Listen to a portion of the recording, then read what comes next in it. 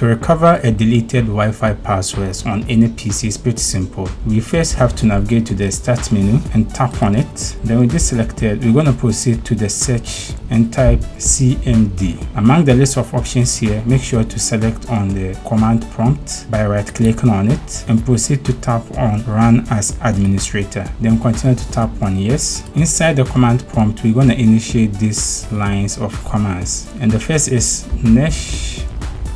/wlan show profiles and hit and enter, and this will pull out all the Wi-Fi networks that we've ever connected in the past. So let's say, for instance, if I want to see the Wi-Fi connection for the UN Central MOX, all I have to do is to proceed to type this command /wlan show profile, and this time I'm going to make sure to type name equal to with a quotation sign. Then I will enter the Wi-Fi network that I want to see its password. In this case is UN Central Mosque.